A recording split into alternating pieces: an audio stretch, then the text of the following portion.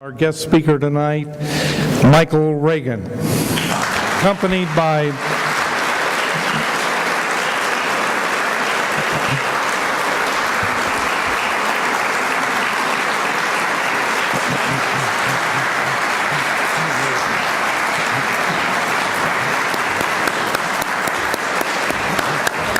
right there, that's right.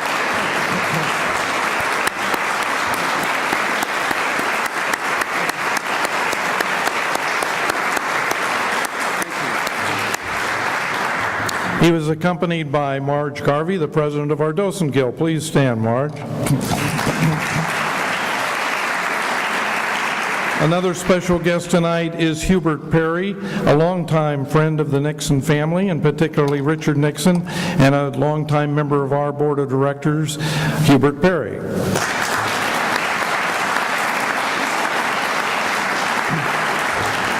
And I am Sandy Quinn, president of the Richard Nixon Foundation, and I welcome you here tonight in this glorious, spectacular East Room. Now, they don't have this at the Reagan Library, but a beautiful room it is. They do have Air Force One, which we thought we might be able to fit in here, but I don't know if it will. We have a couple of special events coming up that I want to mention. One of them is President's Day, February 21st. We have free admission all day from 10 to 5. And at 2 o'clock, right on this stage, we'll have a special presentation by a Mount Rushmore of presidents, including President Washington, President Lincoln, President Teddy Roosevelt, President Jefferson. Now, these aren't the real presidents. No, I want to make that very clear. They're educators and they're historians and they're wonderful impersonators. Bring your family, bring your kids, bring your grandchildren, and bring your cameras and bring your credit cards, because the museum store will be open all day, but it's free admission.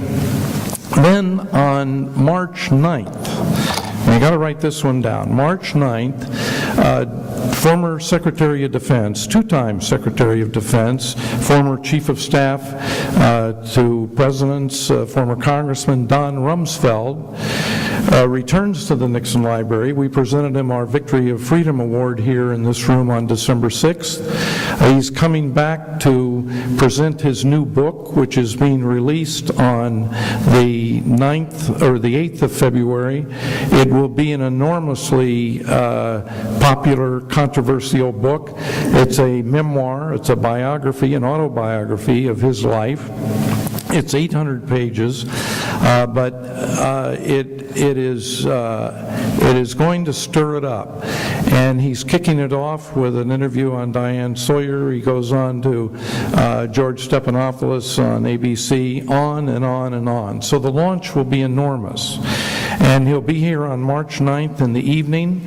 Earlier that day, Hugh Hewitt, popular Salem Broadcasting talk show host, carried in Los Angeles on KRLA. We'll have him live here, interviewing him prior to his presentation at 7 o'clock. And our tickets for that are on sale now in the gift shop. The tickets are $48 for non-members, $43 for members, but they include an autographed first edition of the book. And admission to the lecture. So it's a good deal. We hope you'll be here. It'll be a sellout. So if you want to come, please get your tickets early.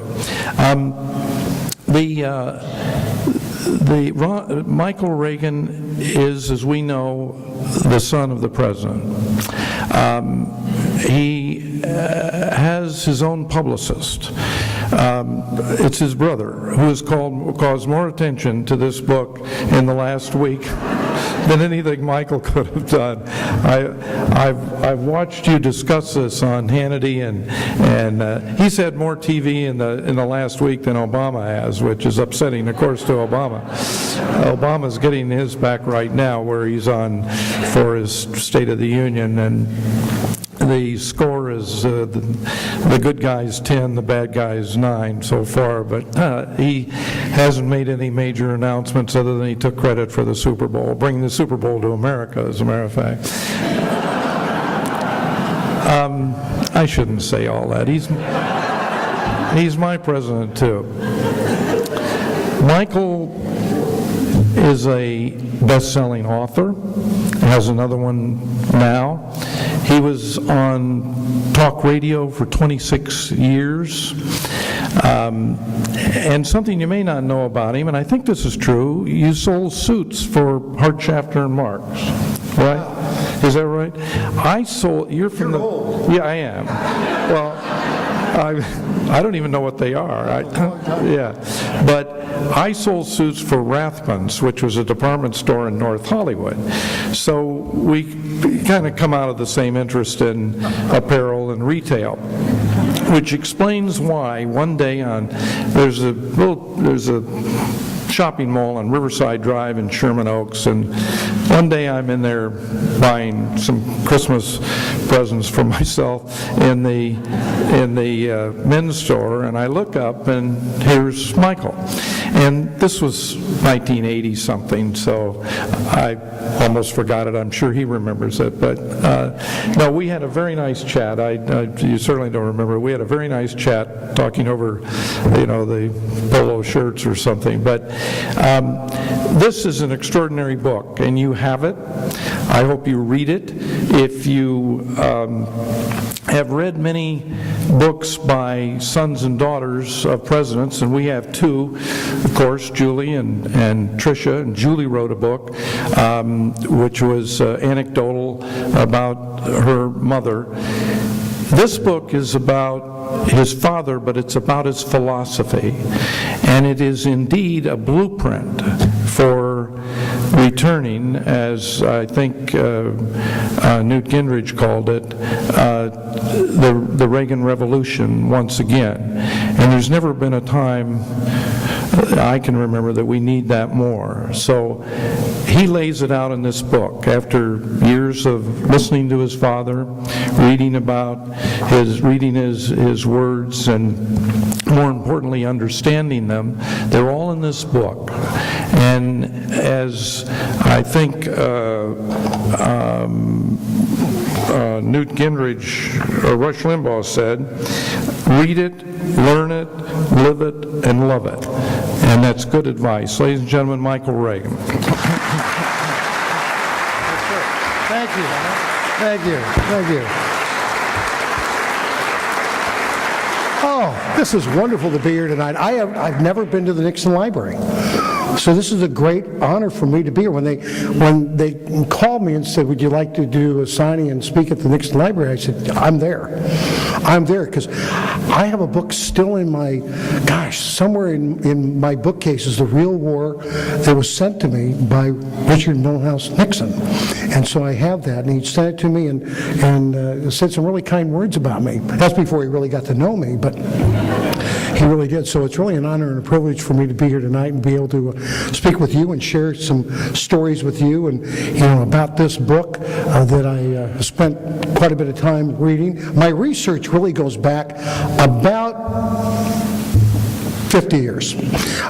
So it's kind of like where I lived and how I grew up and what have you. And I'm lucky enough that I somehow had a memory and was kind of paying attention while all this was going on in front of me during the period of my life with my dad in politics, as a governor, as a president, but also as a father.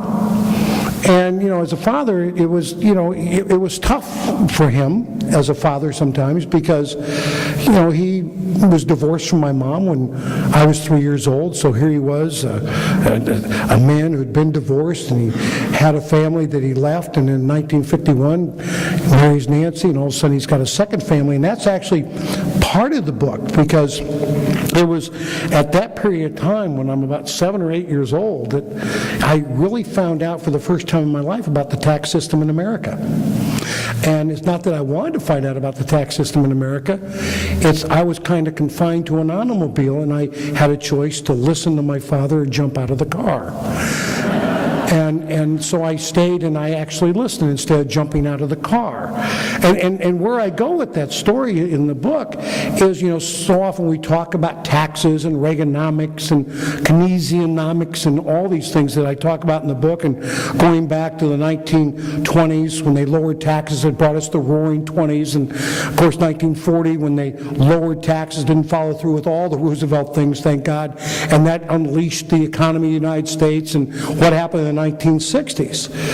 Well, I remember very early on in life, driving out to the ranch with my dad, because that's the time I would really spend with my father. And my father, if you really think about it, and you go back and listen to his speeches, no matter what speech it is or what he's talking about, my father, and I think it's because he was so grounded in the Bible from the early days of his life in Illinois, and knew the Bible so well, and was a Sunday school teacher himself like his mother, that my father, you'll find, spoke in parables. He never really told you whether you were right or wrong unless you were Russian. But in fact, what he would do is speak to you in parables. He would tell you a story, and you would be in the story. Somewhere in the story you'd find yourself, and he'd take you on a journey.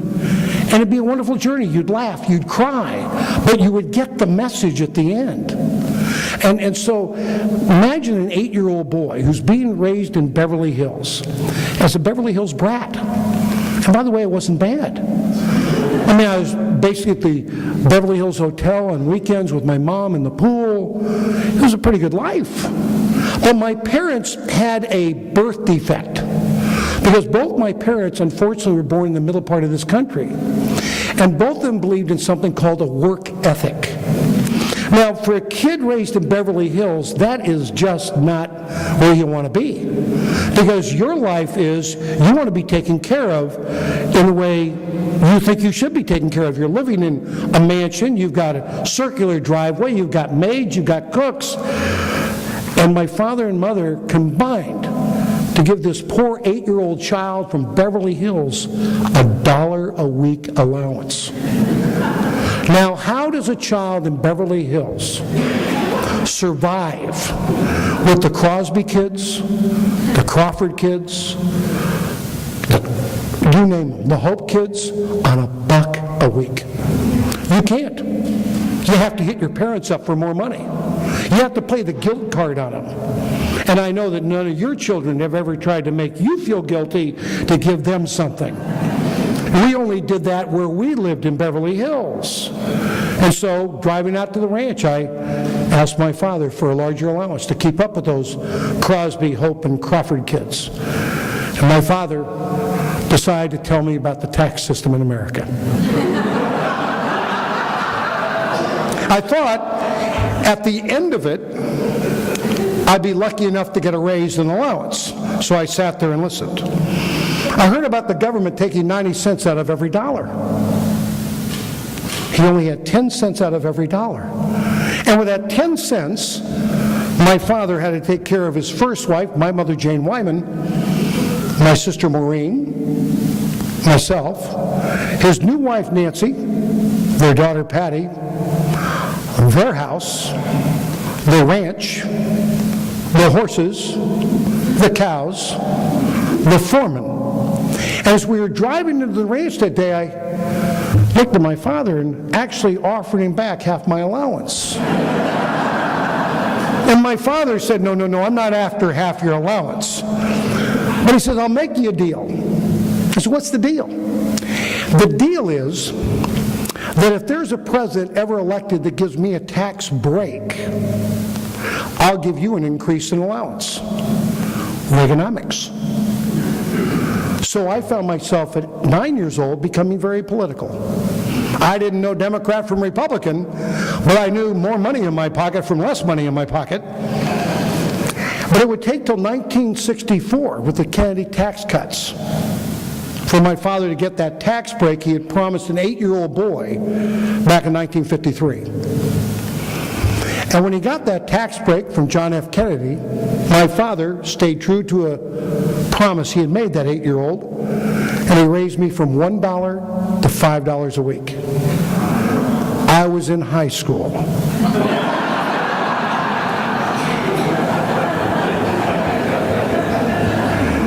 He thought he was following through on a promise. I thought he was still pretty cheap. But I got $5 a week. And what did I do with that? I spent that money. I had now extra money.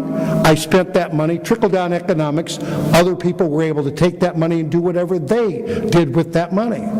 So I learned at a very young age about Reaganomics. So I tell people, I said, I lived under Reaganomics longer than anybody. So I get it and I understand it. But it was really a great lesson to learn.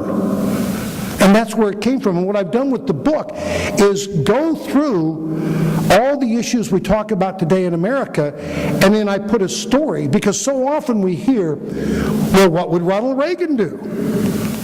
So the book is what Ronald Reagan actually did when faced with the very same issues that we're faced with today.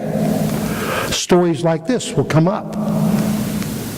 And it's really fun going back in my memory banks and reliving those moments and being able to kind of chuckle about them now, where an 8-year-old boy was saying, gosh, I just want an extra allowance, Dad, come on, quit being so cheap. My mother was the same way, though.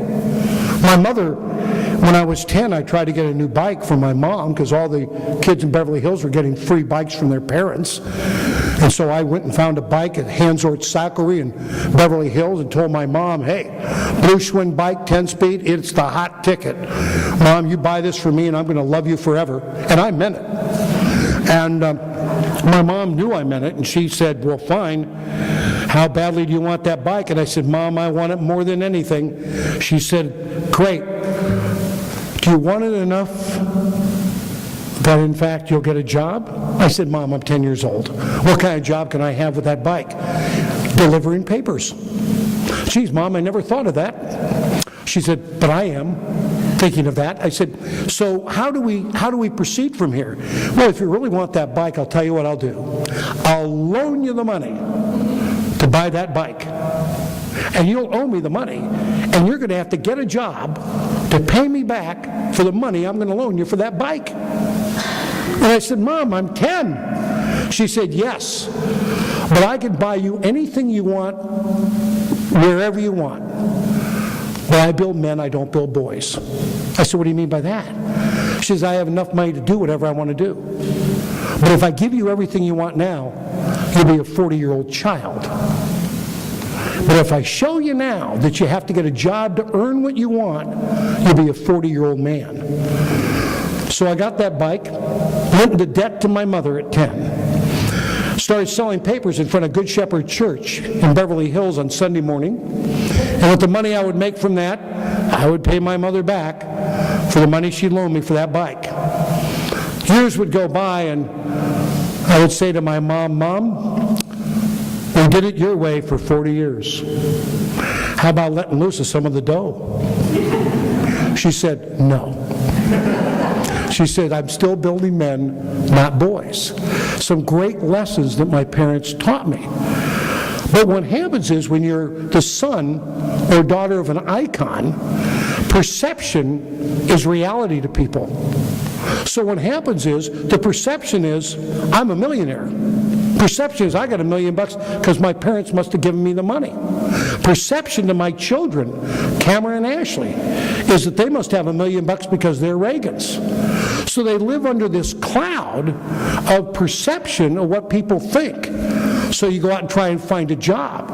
When I was in college, I was working at a car wash, washing cars, and the owner came up to me one day and put his hand on my shoulder and said, you're fired. And I said, why? Well, your name's Mike Reagan. You don't need the job. I have somebody here who really needs it. And I said, well, why do you think I don't need the job? You're Mike Reagan. Your dad's Ronald Reagan. Your mother's Jane Wyman. You have plenty of money. And so I had to go find another job, and I found one cleaning dishes at a hotel. I went to Arizona State University for about a minute and a half. And my daddy was so cute. This is so Ronald Reagan. I was a high school football player of the year in Arizona, 1963, being recruited by Frank Cush at Arizona State University. And I come home for the holidays after winning the state championship, and I meet my dad at the door. And my dad says, Will, hi. And I said, hi, Dad, how are you? Well, I'm fine, thank you. And I said, what's up, Will? Do you know somebody named Cush? Cush. Frank Cush? Well, yes, I think it was Frank Cush. I said, what about Frank Cush? Well, he called. Frank Cush called you? What did he say? Well, he wanted to talk to me about a scholarship for you to play football next year at Arizona State. What'd you tell him? Well, I told him that I pay for your education and give that scholarship to somebody who really needs it. And I said, what? Well, I told him I would be paying for your scholarship, paying for your education, to give it to somebody who needs it. You don't need a scholarship. I said, Dad, you and I need to have a conversation about welfare and scholarship and the difference. So if you ever go to Arizona and you run into Frank Cush, football coach from Arizona State for years, an icon there, that's his Ronald Reagan story. And so I didn't spend much time in college. When I came back, I thought my parents would take care of me because they're supposed to, and instead I found myself getting a job on a trucking dock in Los Angeles. And that's where I was when my dad became governor of the state of California. I was working in Vernon, California on a trucking dock, loading oil well freight. And the other people on the dock kept on saying to me, do your parents really love you? And I said, yes, they do. Really? I said, yes. Well, if my dad was going to become governor and my mother was Jane Wyman, I wouldn't be working on a trucking dock in Vernon, California. Really? They said, your parents really don't love you. I said, no, they really do. And so, you know, I stayed on that trucking dock. Dad became governor, but the 91 I got off early and I was able to go see him at the hotel downtown where the big gala was. And I walked in. I had bought a brand new suit. I only had one suit, a corduroy suit. I mean, I imagine a lot of us have had corduroy suits in our time because they would go anywhere. They were really easy. And I went down there and I said, congratulations to my dad. Dad, great on you winning. How about getting a job in Sacramento? Because I thought, every politician believes in nepotism. Doesn't he? And I found out that night that my father didn't. And it was really unfortunate because I thought, my God. I said, you know, I was adopted in this family. Maybe I should have held out for the Kennedys. I mean, they did, or even the Brown family. I mean, any family but the Reagan family. You don't believe in nepotism? What kind of a guy are you? And so I went back to the trucking dock and loading oil well freight and doing all of these things. But it was just a learning process going through all of this in my life to where my parents made sure I knew that it was not going to just be given to me, that I really had to work. And, you know, in the book, I tell a story about my father, you know, and not that about nepotism so much, but really a story that really tells about him, how when there was a time when he was even thinking of running for governor of California. And one of those who would be the kitchen cabinet, Justin Dart, Tupperware, Rexall drugs. He was one of the big backers of my father. And my dad walked into his office one day, and you know, I dealt in the book with the part where, you know, members of Congress, you may not know this, but a lot of them are on the take. They get money from all kinds of places. And so Dad walks into Justin Dart's office and talks to Justin Dart about thinking about running for governor. And as he gets ready to leave, Justin says, you know, that bag on the table's yours. What's in the bag? Oh, it's for you and Nancy. Hey, what's in it? He said, open it up. Well, he opens it up, and there's $40,000 in cash in this paper bag. And he says to Justin, what's this? Oh, it's for you and Nancy. And my dad was just really offended by this. And he took the bag and threw it and hit Justin Dart right in the chest with it. And said, you know something? Maybe I just won't run for governor of California. If this is what it's about, I don't need to be governor. And he left and went home. Took 3 days for Justin Dart to get Ronald Reagan back to his office and to apologize profusely for thinking that he would take the money. And my dad said, why did you do that? And Justin Dart's answer was, well, all the politicians take the money. My dad says, I'm not a politician. He says, but I'll run for governor. One condition, though. If I win, You never call me for any favors. If something's going on in the state that you need help in, you go through the same channels as anybody else. Don't ever call me for a favor, because I am the governor to all of the people of this state. I don't pick and choose certain people that I'm going to befriend because of the support they've given me to become governor of the state. And Justin Dart apologized, and Dad ran for governor. Now, stepping up here this evening, you heard about Air Force One sitting at our library in Simi Valley. It's 707. It's gorgeous. When you walk in, it's a wow. I love speaking in that part of the library, speaking to people. I love speaking to kids. Because Ronald Reagan, there was another reason he almost didn't run for governor. You see, Ronald Reagan never flew on a plane from the end of the Second World War. He believed that God gave you so many air miles, and he used them all up during the Second World War. So when the war ended, he was done. That's it. So all those speeches he gave on the mashed potato circuit were done by taking a train, a bus, or a car. And so when they're going to him to run for governor, he's really having trouble here. He's thinking, will they elect me, and can I still take a train, bus, or a car?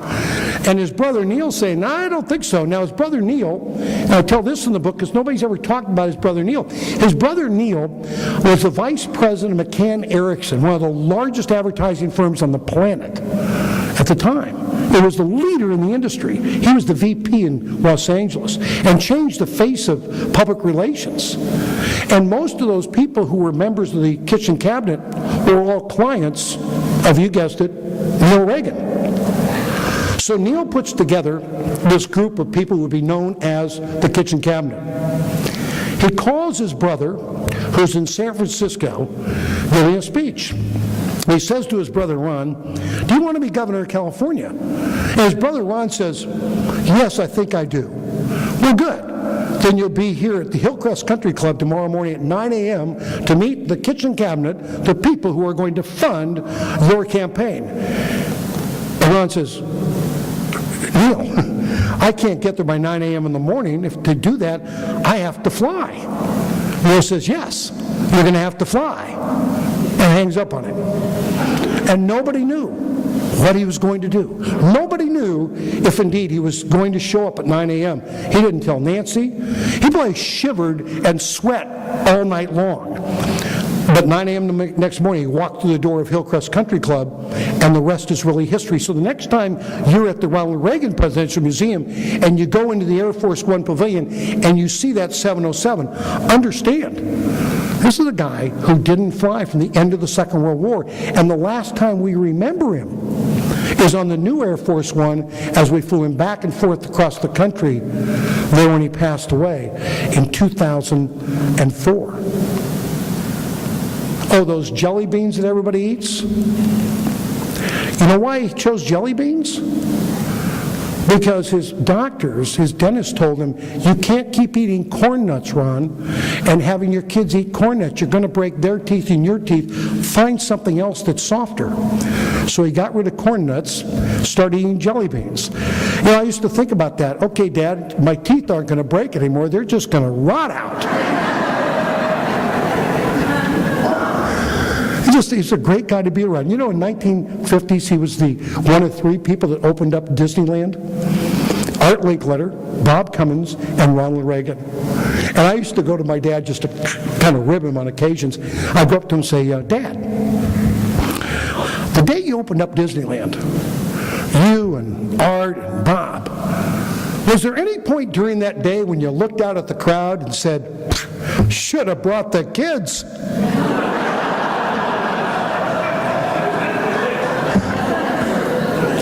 And the answer always, well, no.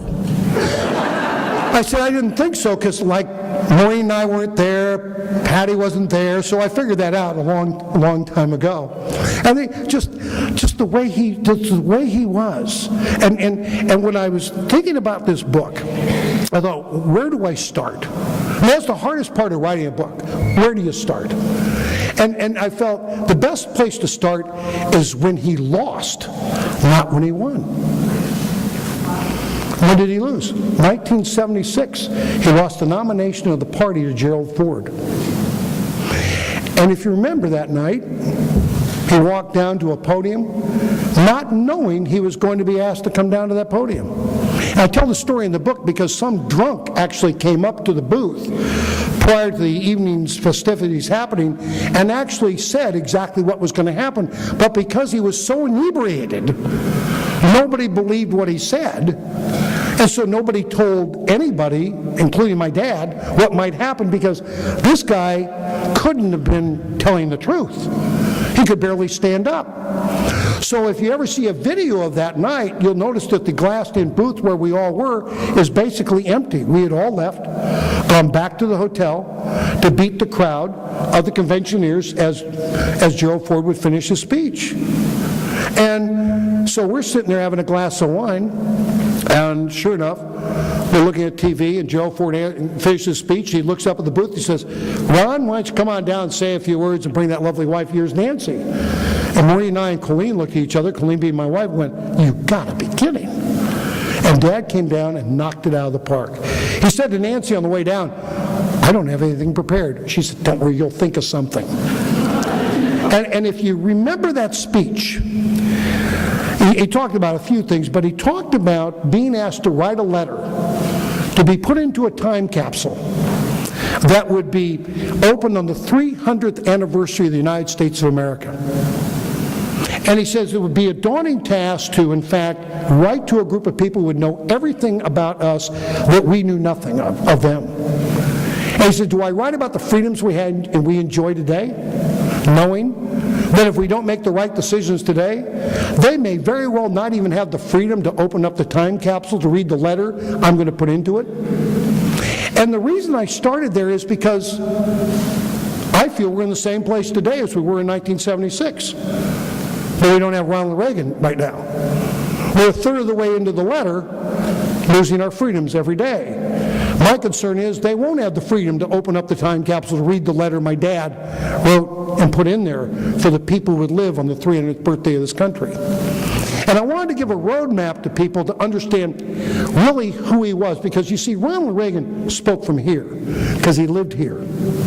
He spoke in parables where we have candidates today, I'd say, who speak in sound bites. You know, they're great giving you sound bites, but what depth is there to the sound bite?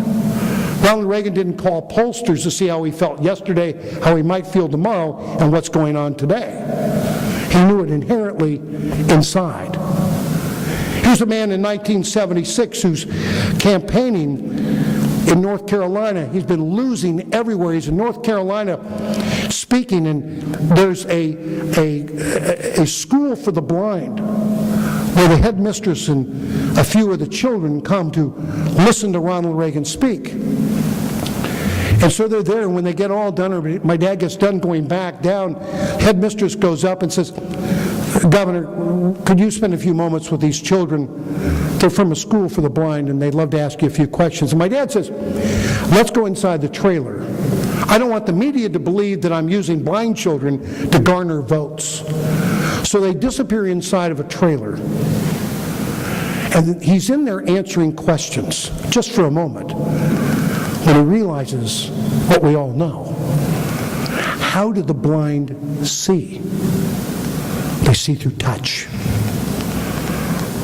Now, what politician do you know of today who would stop in mid-sentence, walk 2 steps forward, and take their head and lean it down into the center of a group of children who are blind and invite them to lay their hands on his face as they ask him questions? And now not only can they hear the answer, but through their fingertips, they can see his answer. I'm sorry, I don't know any politicians like that today. I don't know anyone like that. That was Ronald Reagan. It's what endeared people to Ronald Reagan. I told a story in the book about Alec Baldwin, a great friend of conservatives. Hey, talk shows have been getting ratings off this guy forever. But we walk out of 24-hour fitness together a couple of years ago. And I walk up to him and I say, Mr. Baldwin, my name is Mike Reagan. Jane Wyman is my mother. He looks at me. I said, well, I had two choices. Jane Wyman being my mother or Ronald Reagan being my father and ducking. And he just looked at me and said, you're the only one that can say that. And I said, I know. I said, I just came out here. I wanted to tell you I enjoy your acting. Third Rock, I think, is tremendous. My son has the bear from Hunt for Red October. How'd he get it? Somebody gave it to his grandfather. He gave it to his grandson. Oh, he says, that's wonderful. He says, but you know something? I want to tell you something, and I want to share something with you, and I want you to tell your family. So what's that? I miss your father. You miss my father? You disagreed with everything he ever stood for. He says, yes, but I miss him. Why? Here's what I want you to tell your family. I didn't realize till recently, and you know, Michael, I'm so liberal, I bleed liberal blue. But I didn't realize till recently your father's good and wonderful soul. And what this world is missing is that soul. And how I wish we had that soul back. It's from Alec Baldwin telling that story.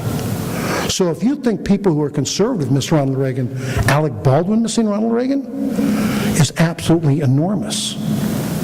Enormous.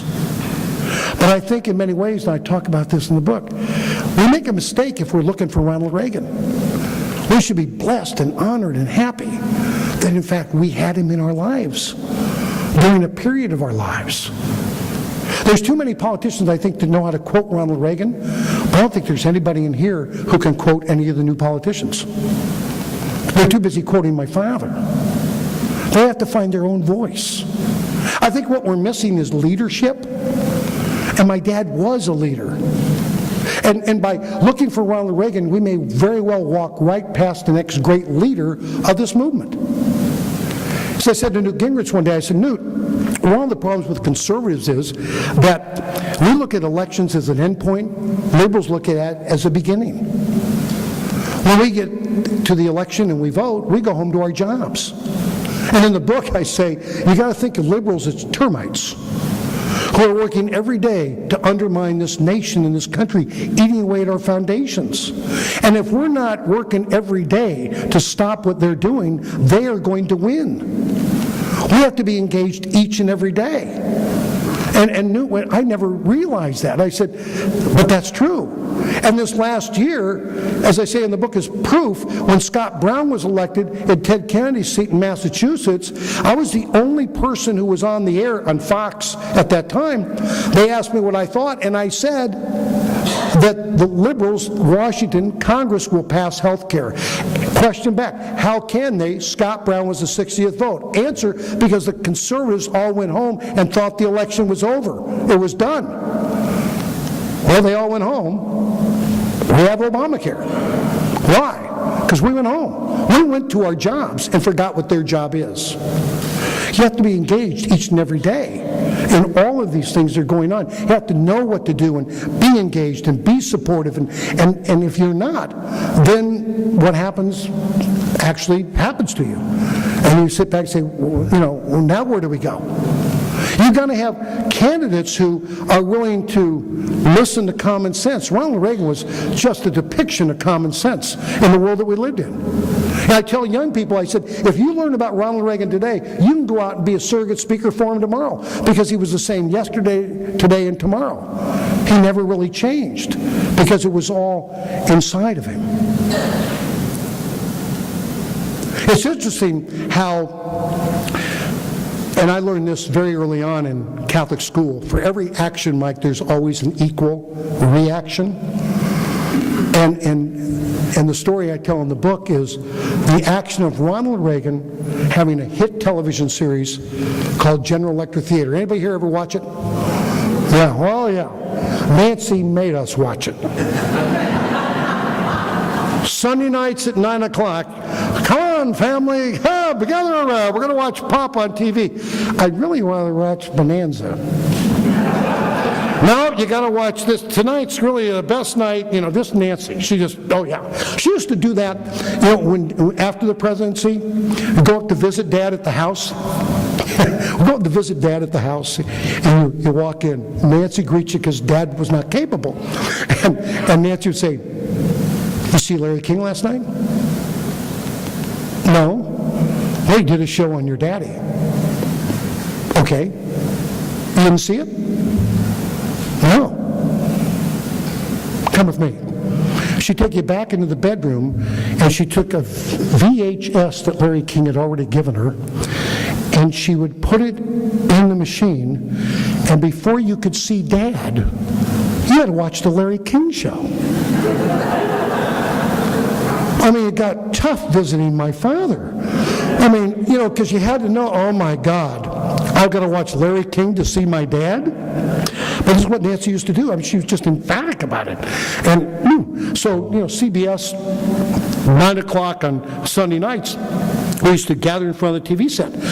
It was in the top 10 every year it was on TV. That was a hit. It's going great. Things are wonderful. General Electric's contracts, government contracts, come up for renewal. Bobby Kennedy gets on the phone, calls the head of General Electric, and says, "Do you want your contracts renewed?" Head of GE says, "Absolutely." Then you have to cancel GE Theater and fire that host. About 72 hours later, GE Theater's off the air. Ronald Reagan is jobless. Now has to find another job. And he becomes, the 20 mule-tailed borax for a while. But he has more free time than he had before. He has enough free time to go out and give more political speeches. He gets involved with the Barry Goldwater campaign, giving speeches. And he has so much time, he ends up giving the greatest speech known in our generation, A Time for Choosing, known through the industry, through politics as the speech. That is as well played today as any time back then. You just change the numbers, that speech still would play out today. So Bobby Kennedy makes the call to get him fired. Ronald Reagan ends up giving the speech of his life, which launches a political career that ends up in the White House in 1980. How did he get to the White House in 1980? He got there because Ronald Reagan, as I talk about, was probably the original Tea Party. He was the guy who the hierarchy of the party didn't accept. He was the outsider in the party. They didn't want him in Washington. They didn't want him in California. They wanted him to leave. So what did Ronald Reagan do? He built up grassroots America. He built up grassroots Republicans, grassroots Democrats, because he found common ground. He knew where he wanted to go. He knew the big picture, and he didn't let small issues get in the way of the bigger picture. He built coalitions with people. And he didn't make politics personal. Even though he was attacked personally, he never attacked back in kind personally. And sometimes the best answer he ever had to a question or an issue was no answer at all. He said nothing. And sometimes that was a better answer because it allowed his actions to in fact play out. In 1980, when he decided to run for that second time, actually his third, he came to the house. He'd just come home from Georgia. Patty, Ron, Colleen, myself, my sister Maureen. And he came in, he said to us, he said, everywhere I go, I get off a plane, baggage handler says, "Governor, you got to run again." I get to a hotel room. We have the bellman. "Governor, you got to run again." I get up to my suite. There's a note on the pillow from the chambermaid. "Governor, you got to run again." And this happens everywhere I go in the country. And because of that, I've decided to now throw my hat in the ring and run for the presidency of the United States again. He didn't say David Rockefeller called him. The head of Coca-Cola called him. Head of whoever called him. He was called by chambermaids and bellhops. I remember that night going out, having a glass of wine with my sister and my wife. And Maureen raised a glass and she said, "This time if he doesn't make it, we're going to run him for the presidency of the Chambermaids and Bellhops Union." Well, he made it. But would he make it today? Would he, if he threw his hat in the ring today, would he make and even get the nomination of this party? I like to think his strength of character would overcome. But conservatives need someone to lead them. If nobody's there to lead, they go into different factions and different little fiefdoms and they give different purity tests to their own little groups. If you don't pass the test completely, you're out of the group.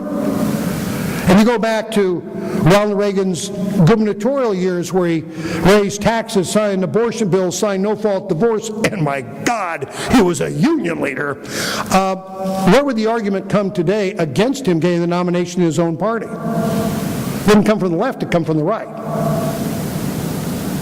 This party needs to understand, to win big, you have to think big. You have to look at the big issues of the day. Where are we going? How do we get there? How do we work together? If Ronald Reagan doesn't understand that and look at the politics as a football field as we get ready for the Super Bowl, you know, if you go 10 yards at a time, you still reach the other end zone. You still score a touchdown. You don't have to throw a 100-yard pass in the first play. If nobody catches it, you go home. It's work. Constant work. And finding areas of agreement. And that's what Ronald Reagan did. Where do we agree? Make that your start point and move forward from there. What's on his gravesite? Find good in every man, because in every man there is good. And that's what he would do. And he would disarm you with that. Because while you're yelling and screaming and calling him names, he's finding the good in you. He's finding where you and he agree and moving it forward, not finding where we disagree and moving it backwards. When Washington or Sacramento starts sounding like talk radio, we have problems. Talk radio's great, but you can't have politicians sounding like talk radio. You can't make politics personal and say, why aren't we getting anything done? Because nothing does get done. And Ronald Reagan understood that. That's why August 13th of 1981, he gave us the largest tax break in American history. Who do you have to work with? He didn't have to work with Republicans much on that.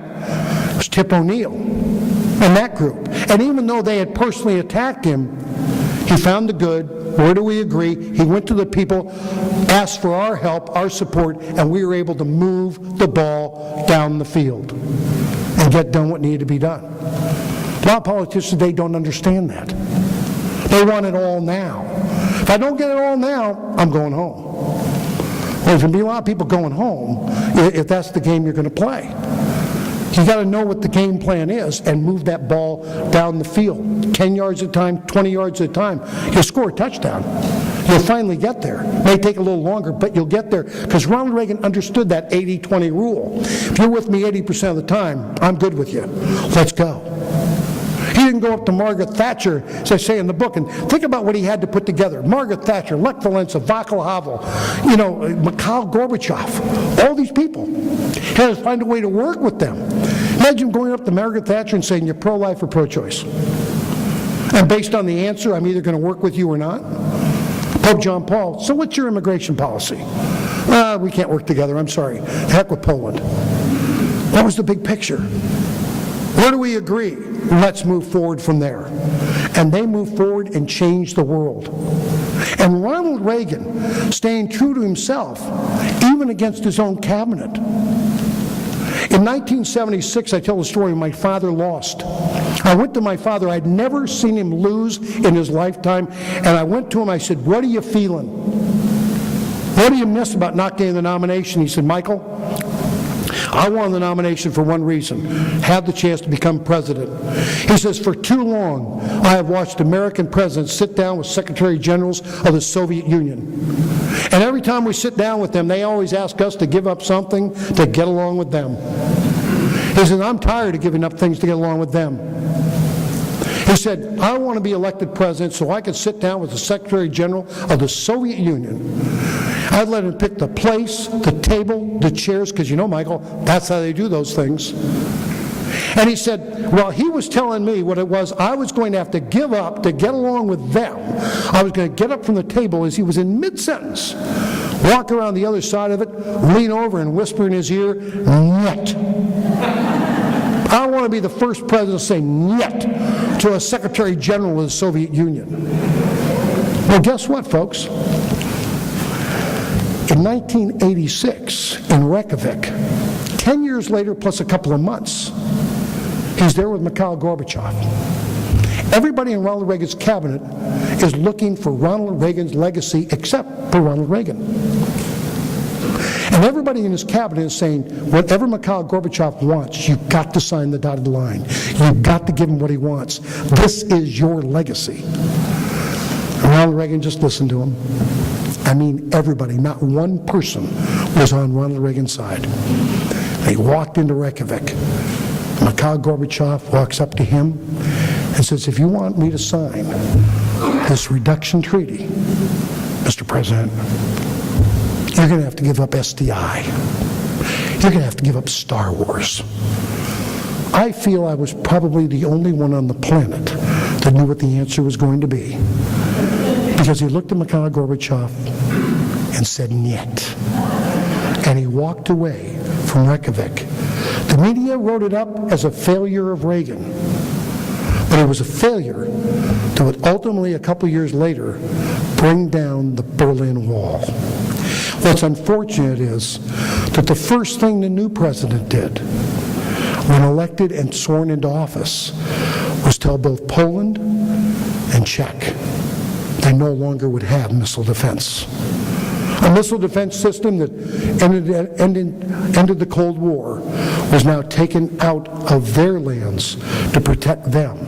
And there's a very good reason Czech and Poland don't trust Russia or Germany. You just have to go there to visit and remember the wars that began there. But it is sad.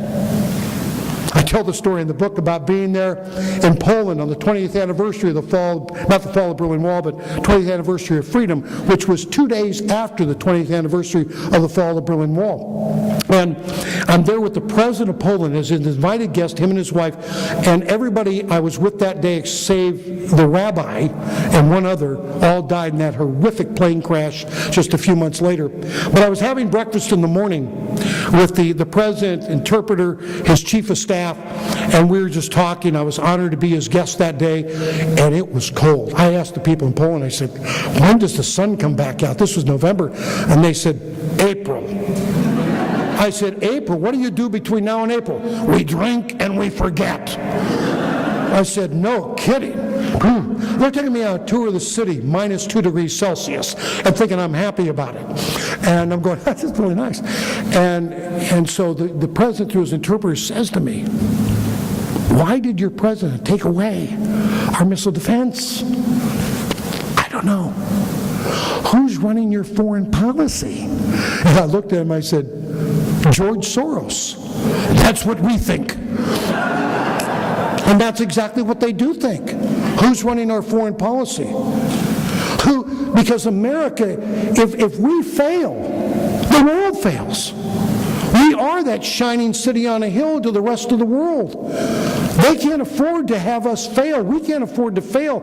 And Ronald Reagan, it was morning in America to him every day of his life. He loved this country. We used to say in the family that Ronald Reagan going for the presidency was like you going for your Eagle Scout badge. And he earned it. Damn well he earned it.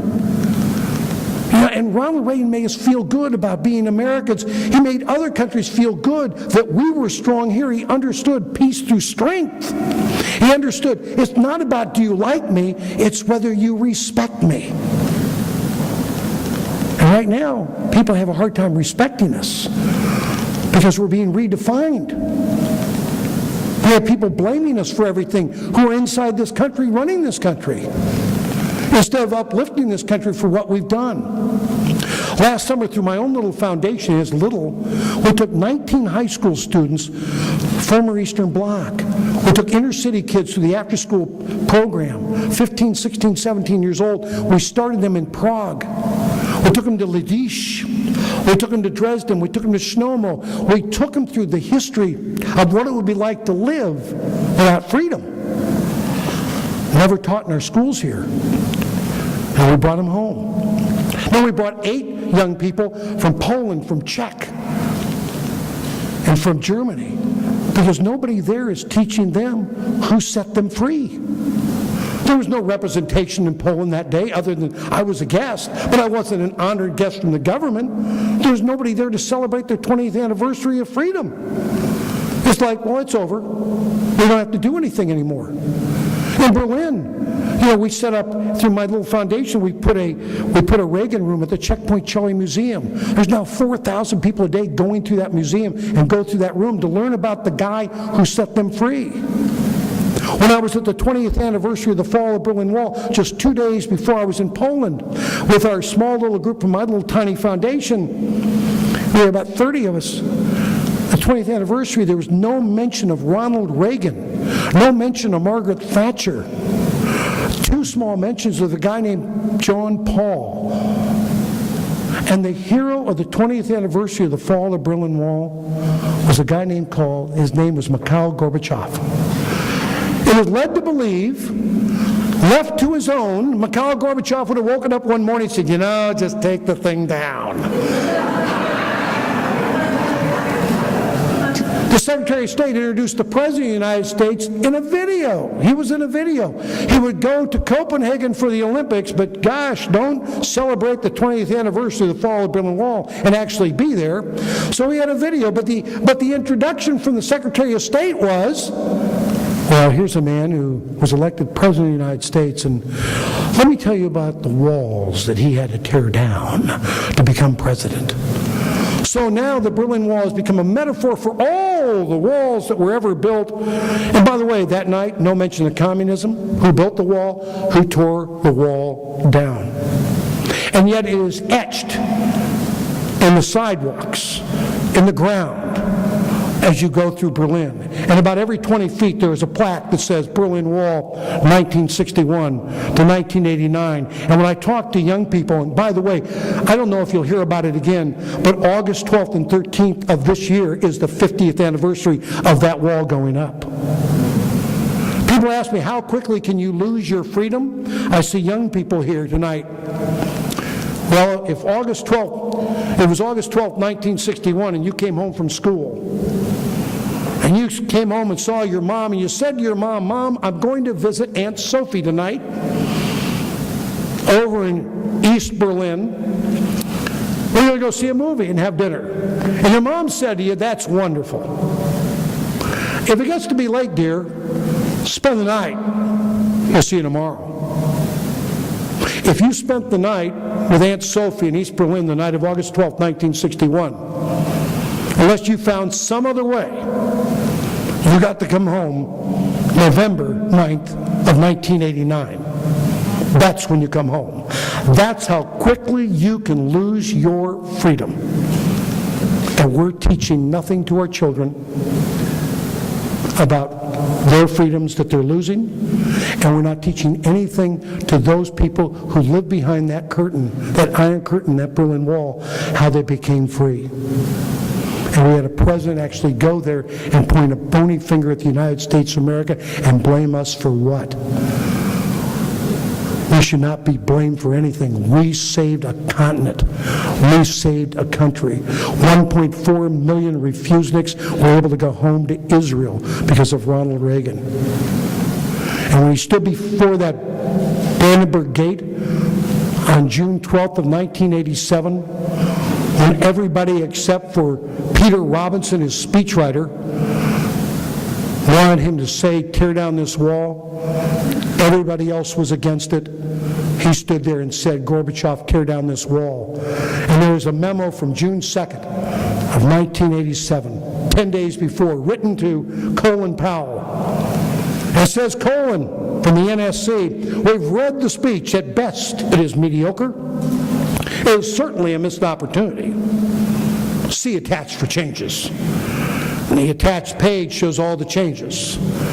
And the changes are they've crossed out and X'd out and initialed the X'ing out and crossing out of the part where my father says, Mr. Gorbachev, come to this wall, open this gate, tear down this wall.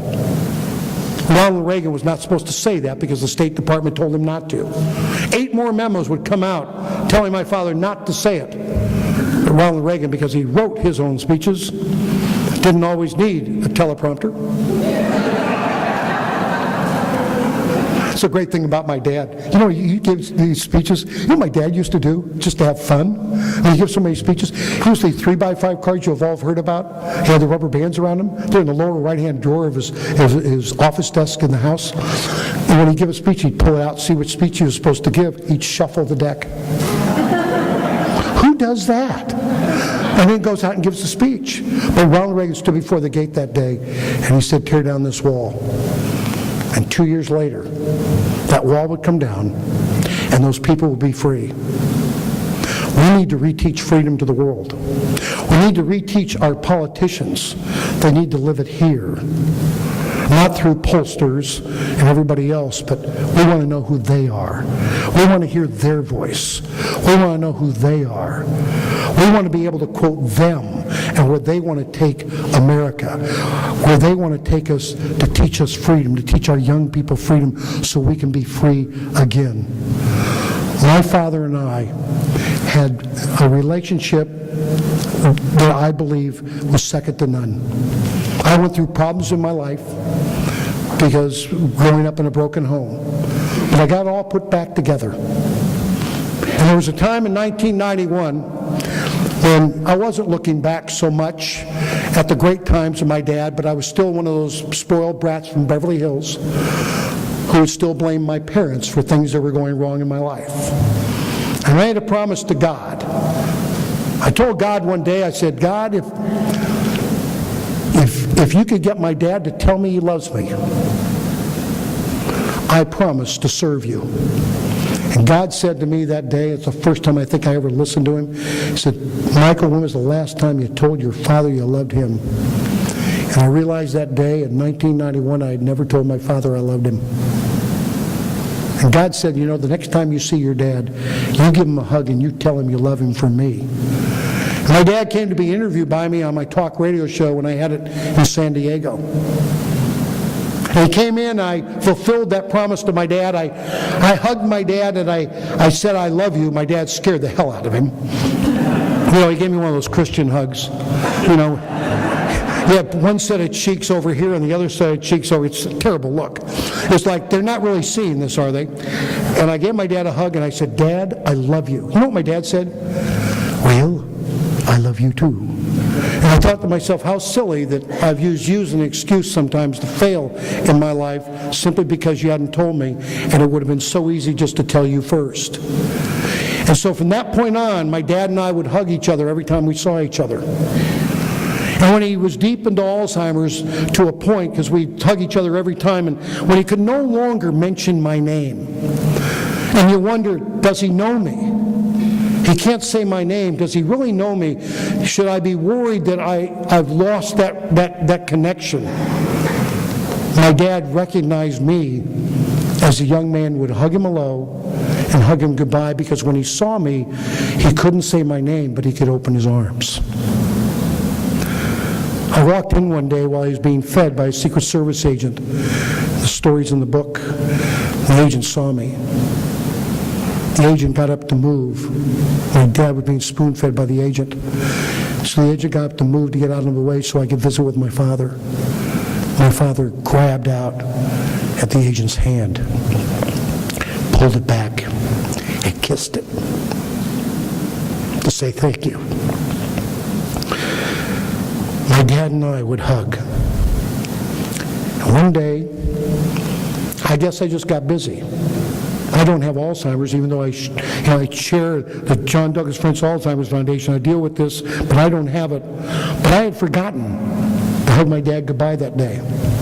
My dad, very deep into Alzheimer's, had remembered that I had forgotten to hug him goodbye that day, because we had been hugging for years. And he'd gotten up in the den, and with Nancy's help, had taken little baby steps all the way to the front of the house, to the door. And my wife, Colleen, looked at me and said, honey, you forgot something. I said, what did I forget? Look at the door. I looked at the door, and my dad was standing in the doorway of his own house with his arms open, waiting for me to come back. I did. I came back. I hugged him goodbye. I didn't leave anything on the table with my dad.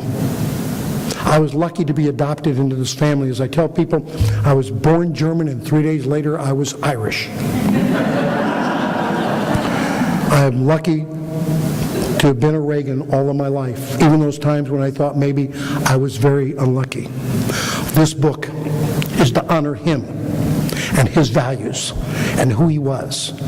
And anyone who is running for office today in the United States of America, President, Congress, State House, any house, will become a better candidate and a better man if they read this book and learn the true values of Ronald Reagan. Thank you very much.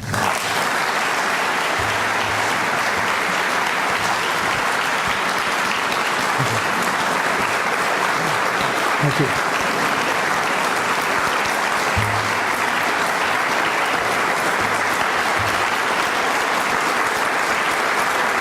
Thank you.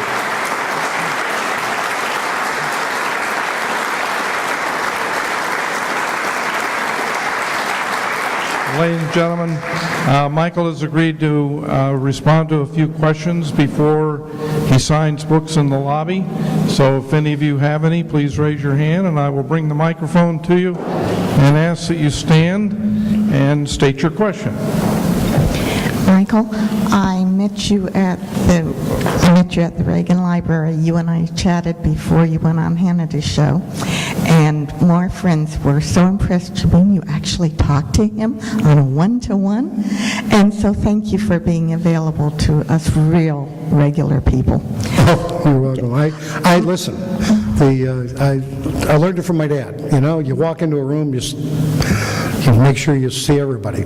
My question is, well, I have so many, but the one question is, how do you feel the grassroots party can merge into the Republican Party? The what now, the Tea Party? Tea Party can merge into the Republican Party. I don't think you have to think about merging in. I mean, the fact is, the Washington, D.C. had forgotten about Grassroots America a long time ago. When you saw Grassroots America rise up and say, we're mad as hell and we're not going to take it anymore. You've got Democrats, Republicans, independents, all part of the Tea Party movement. They had their agenda, which was agenda had to do with economics. You know, because a lot of people losing their jobs, and so they came together and worked together towards that end. You know, it's really interesting, when I would go out and speak, and I spoke to a lot of Tea Party events all over the country, and they would tell you, please don't get caught up on the social issues, deal with what's going on with the economic issues, we need to keep everybody together. And it really worked that well. I was in Wisconsin just prior to the election, and the people up there, our new chairman of the RNC, Ryan Priebus, who I supported, who was the chairman of the party up there in Wisconsin, really got and understood where grassroots was. And they grew their grassroots group from 250 members to 90,000 members. That's why they flipped. That's why Paul Ryan is the senator from Wisconsin. Now, the same AFP-based group in California, as big as California, only has 40,000 volunteers. So who's not doing their work? And so I think it's not a matter of merging in. It's a matter of finding the issues that's going to keep them with you. And that's what you want to do. Hi there, this is Michelle Mazzari, and I have a question for you. Mm-hmm. You mentioned that you were raised by your mom and dad. You had to work and make your living. Do you raise your children the same way, or? Of course not. My children are absolutely spoiled. They're spoiled brats. You never raised the children the same way you were raised. You're mad at your parents for raising you the way you were, and you make sure that you absolutely ruin your children for life. No, that's what you do. I mean, absolutely true. I mean, I have a daughter, Ashley, who is getting married June 24th. Young man has a job. She is a third-grade teacher. This is why you should have at least 2 children. See, I think you get in the Hall of Fame in baseball if you bat 300. I think there should be like a 500 thing for parents. You know, so if you have 2 kids, one goes south, the other one's really good, you're in the Hall of Fame. And what's great about having more than one kid, you don't always blame yourself for the problem. You don't always say, well, not me, got to be you. But Ashley is a third-grade teacher at St. Mel. She's in it for the money because third-grade teaching at a Catholic school is so absolutely... And our son Cameron works at, my wife has a travel company, and he works at a travel company. Right now he's working there with his girlfriend. And so, you hope and you pray and you go from there. You do the best you can. But did I raise them the same way? Of course not. Should have. Should have listened to my mother. She had a riding crop. She didn't give it to me. Hi. Well, first of all, thank you for coming here and saving us from the State of the Union.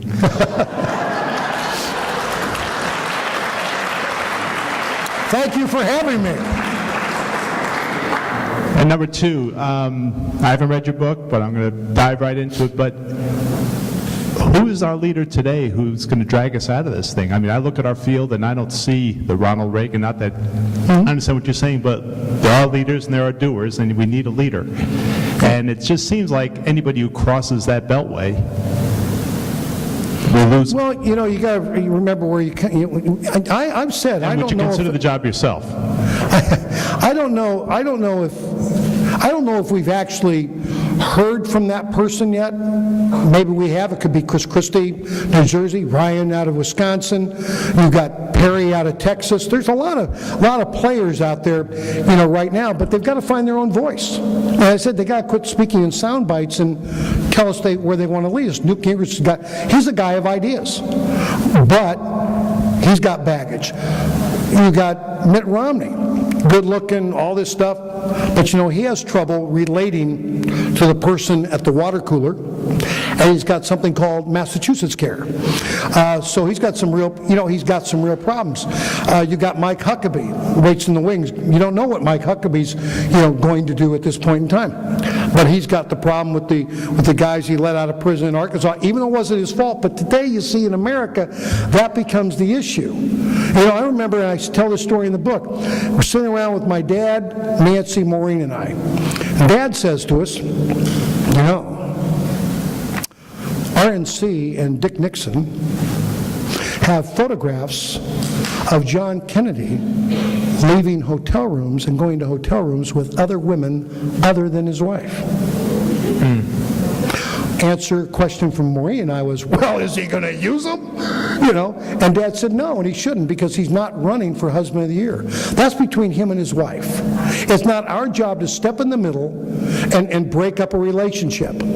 That's theirs. And there's been great husbands who are lousy leaders and bad husbands who are great leaders. He's running for President of the United States. Is he qualified to do that? He may be unqualified to be a parent or a husband, but he may be very well qualified to be president. No, and they shouldn't use those photographs. Dick Nixon did not use the photographs that they had. RNC did not use the photographs that they had, and the rest is history. But today, in the world that we live in, that's the first thing that shows up on the front page. And that's really unfortunate that that's where we've gone in America, where it's all about, we've become a National Enquirer society, where we want to know the dirt, because the dirt gets ratings. And so you have good people. I remember my daughter Ashley saying to me, Michael, Dad, when this whole thing with governorship was going on a while back, with replacing Gray Davis, and said, Dad, why don't you run for governor? I said, because I don't want to come home every night and have to tell you I'm not the rotten, cruel, despicable human being that the media is making me out to be. Which my wife said, well, you already wrote that book.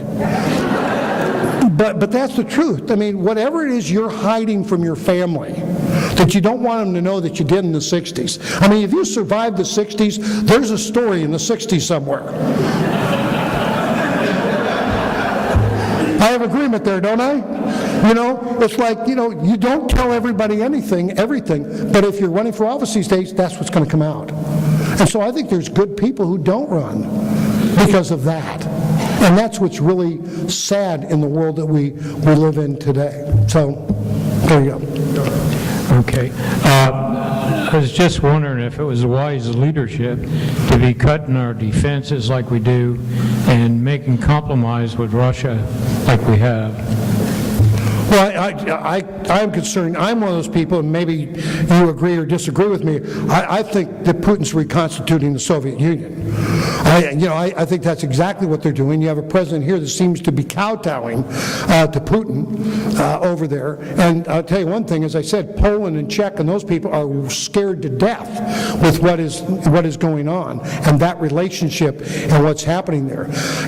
When you read the book, you're going to read about the second prong of my father with the strong rhetoric on one side, but undermining the currency of the Soviet Union, which really brought the Soviet Union down. Dad knew that rhetoric was one thing, but you really had to bring him to the table in other ways too, and that was undermining the ruble and the monetary system in the Soviet. And I remember talking to Mikhail Gorbachev one time. We were doing a town hall together. I said, well, how bad was the economy, President? Oh, it was really bad. Well, how bad was it? Well, you've never seen a madder Russian woman which you cannot find pantyhose. There was no pantyhose in Russia. I had to appoint a czar of pantyhose just to get pantyhose into Russia so the women would not get so mad at me all the time. But yes, and that's basically how it was, and that's how ultimately Dad knew he was going to have to come to the table. And what you have today is that's being mirrored by what China's doing. All they did was go to school with Ronald Reagan, what he did, and we learned nothing, they learned everything. And there's great concern, and should be great concern, with what's going on because of it. Michael, thank you for sharing these stories with us. They're fantastic. Oh, thank you. A question. Your father was very close to Margaret Thatcher. Margaret Thatcher? Yes. Have you had any contact with her? Yeah, Margaret Thatcher and I, it's interesting. I did a couple of events with her over the years, and the last time I saw Lady Thatcher was right after the funeral. I talk about this in the book. And it's entitled in the chapter, Everything in Its Time. And the day after the funeral, we happened to stay at the same hotel. I didn't want to go home that night, and friends were meeting us for dinner, and kind of a trying week.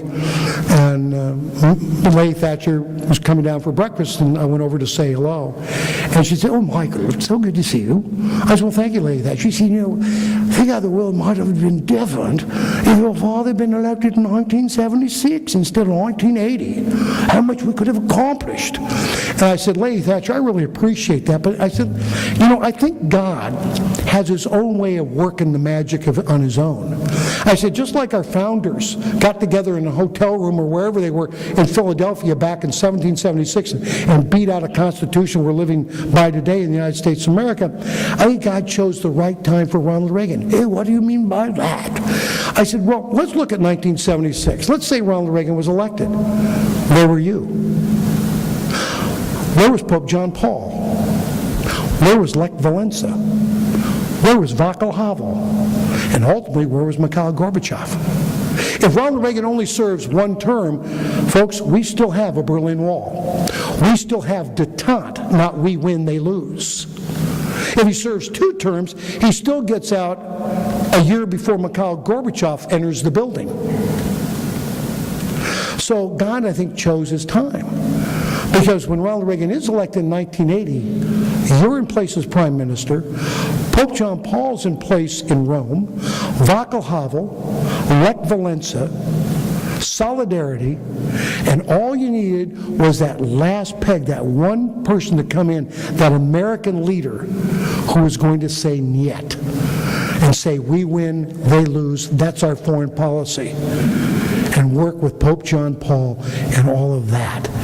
And she looked at me and said, I've never thought of that. I must think about that when I get home. I said, well, you think about that, because Lady Thatcher, you were part of it. And I will tell you that Ronald Reagan understood about working together, and he understood that great saying he used to have, there's no telling what you can accomplish if you don't worry who gets the credit. Too many politicians today are looking for credit. Ronald Reagan never asked for any. Michael, my name is Phil. Thank you for your eloquence at your father's funeral. I will never forget the things you said about his faith. That was tremendous. I don't have a question. I have a story for you in the absence of your father. I seem to recall that he had been much maligned, of course, for SDI and for calling the Soviet Union the evil empire, as I recall. It was my great privilege to be directing a television program in 1990, and I was in the commandant's office of the equivalent of West Point in Moscow, Bukba, as they call it. And my friend over here, Terry, and I know the fellow who was on camera at the time. And so we're there talking, and the whole place was chaotic. The whole structure was falling apart. So here we are with the commandant, his assistant, and everything else. I'm with a couple of fellows from the Pentagon, probably names that you may know, General Jackson from the Pentagon, and Glenn Jones, who was I believe he was assistant to the Chief of Staff. And so the conversation just going casually, one of the fellows said the word evil empire. And one of the fellows in our group apologized to the commandant, said, "Oh, no, I didn't mean that." He stopped them and he says, "Oh, no, I want to clarify something." He spoke great English. "You were right. We were the evil empire." Yeah. Ronald Reagan said what everybody knew. Everybody knew. And he began a process that absolutely changed the world. And what's sad is that we know it, but if we don't carry that legacy forward, if we don't teach and educate, then that is lost. And, I will tell you, my sister Maureen, when she lay dying of melanoma in 2001, and she said to all of us in the room, she was at St. John's, and it'd be a while before she passed, but she'd just gone through all of her stuff and knew what was coming. And she said, "Everybody out of the room." And so we all turned to leave, and this voice behind me said, "Not you." I turned, I said, "Not who?" "Not you." I said, "Well, you said everybody out of the room." She said, "You're not everybody, you're my brother. Close the door and lock it." So I closed the door and I locked it, and we had that brother-sister thing. And she said to me, she said, "Michael, you have a wonderful father, and he has a great, great legacy. And I'm not going to be here any longer to help. I want you to make me a promise." So what's the promise? "I want you to promise me you'll carry that legacy forward and educate people and teach people about our dad. Because, Michael, to be honest, you and I and our father cannot afford to leave it to the other two." And this week proved that to me more than anything else with Ron's book and the whole Alzheimer's story and what have you. Ronald Reagan does have a great legacy that needs to be taken to the rooftops and taught and shown what a person can do working with all of us together for freedom. Thank you.